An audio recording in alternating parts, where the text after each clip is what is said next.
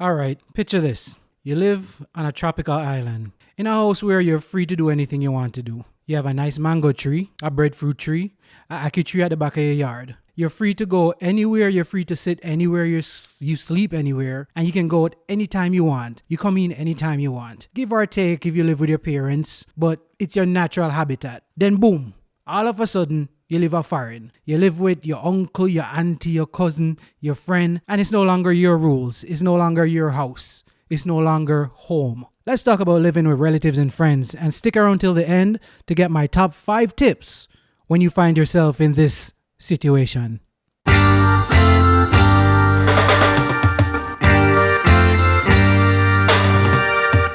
Wagwan everybody, I'm Andre Beckford and this is Roman a Day.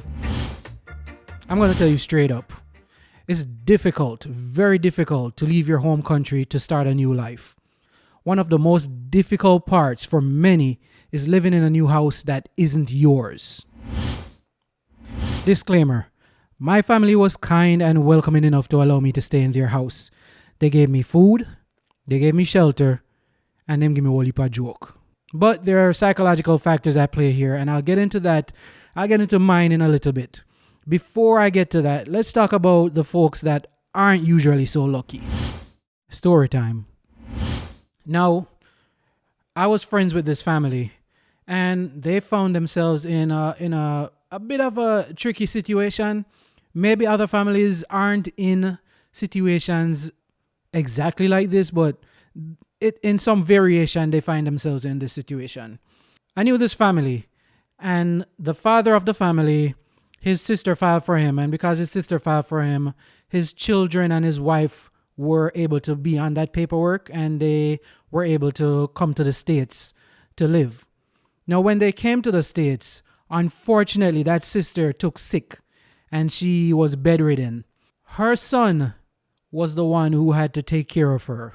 Now, this family that came up here, it was under the notion that they would live with that sister and they would, of course, find work and eventually move out. The son of that sister was not that friendly to the idea. And because the sister couldn't talk, she was almost a vegetable, that son was the one that took over all of the process. Now, this family, when they came to live, the son made sure that they had the worst experience they had. Now, they had to pay rent. Nothing wrong with that. However, when you pay rent, and this wasn't a little $100, a little $150, this was full-blown rent. I can't recall the price, but the price they were paying was on par of what they would be paying if they had lived in an apartment by themselves. They were paying this rent. However, they had no freedoms. They lived in one room in the house. They could only use a certain part of the kitchen. They could only use the kitchen at a certain time. They could not watch the TV in the house. They could not use the grounds on the house. They were pretty much living in a hellhole. And this is not anything I would wish on my worst enemy, to come to a new country, to build a new life, to end up in this situation. That was just straight up wrong. Jamaicans have this saying, for know somebody and for live with them are two different things. What that simply means is you might know someone from birth, but you've never lived with them for a prolonged period of time. And in that situation, things can get extremely tricky, because living with someone and knowing them as a friend for a long time are two totally different things. Now, when I left Jamaica, I finished college, I had a good job, and I was just given the opportunity to come to a different country to live. And being the adventurer I am, I took that opportunity. When I came here, I had to live with our family. Like I said before, these family members, they were good people. They helped me out a lot. Trust me, they helped me out a lot. But it was not my house. And there was a unspoken pressure to provide and help out. And I locked down, because when I came here in the middle of a recession. I didn't have a job. I didn't have anything. And to live with people, that just put me on a lockdown. That was my coping mechanism. And that in itself caused way more issues. Now, these family members, they were Jamaicans. They are Jamaicans. And if you know anything about Jamaicans, if you're a bit different, it might get a little complicated. Now, depression was a thing for me back then because I had come to a new country and I wasn't as independent as I wanted to be. I had a degree from Jamaica, and being a young person in my early 20s, I was ready to start my own life of financial stability. And it was a bit weird as well because my interests weren't the typical Jamaican interests. For example, when it comes to music, a lot of my friends were listening to dance hall, reggae, R&B, hip hop. My interest was in emo rock.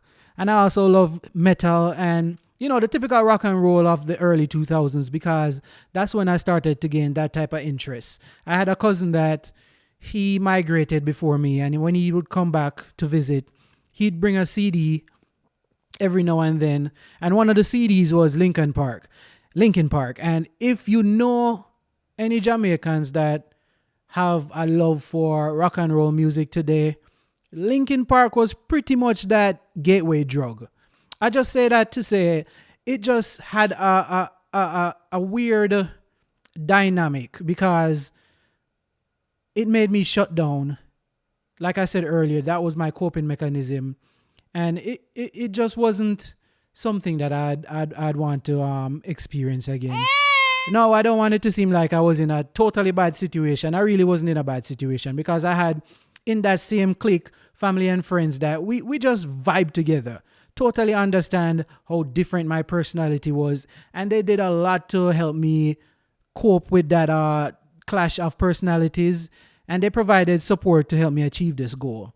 Like, for example, my first birthday party in the United States, I went out with some family friends, and it turned out to be one of the best birthdays I've ever had in my entire life. Now, these family members and these friends, sometimes they might not share the same interests, but they remember their experiences back when they were in a similar position as you, or they might genuinely share the same experience. Either way, it makes the whole experience more manageable.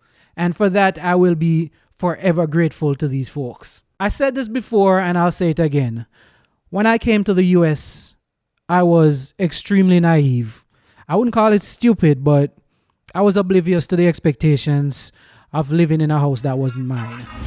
Now, in the beginning of this video, I said that if you stuck around to the end, I will give you my top 5 tips. So here's some advice if you ever find yourself in the same situation as me.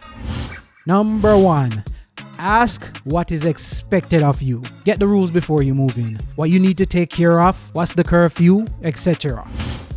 Number 2, find a job as fast as possible, ASAP. Disregard any mention of the take your time or the get yourself situated talk. Find a job yesterday. It doesn't matter what it is. As long as it's an honest bread, I could have wipe ass. That's a story for another episode. Number 3, when you find that job, no matter how much money you're making, offer to put some of it towards that household. Now, you have some folks that will totally refuse that money. They will get vexed if you offer it because truly they know what you're going through. But find a way to give back wholeheartedly to that household. If snowfall, shovel it. If the house has strip, paint it. If food in the freezer, cook it. Only if you can cook. Number 4, get out on your own as soon as possible. Your goal coming to this new country should be to make it for a better life for you and your present or future family.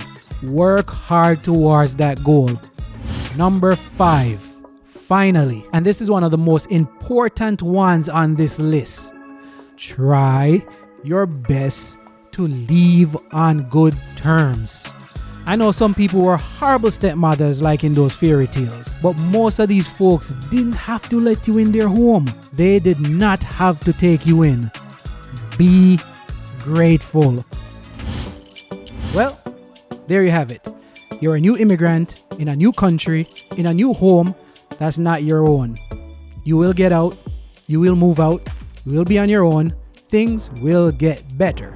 So, until next time, Rome good.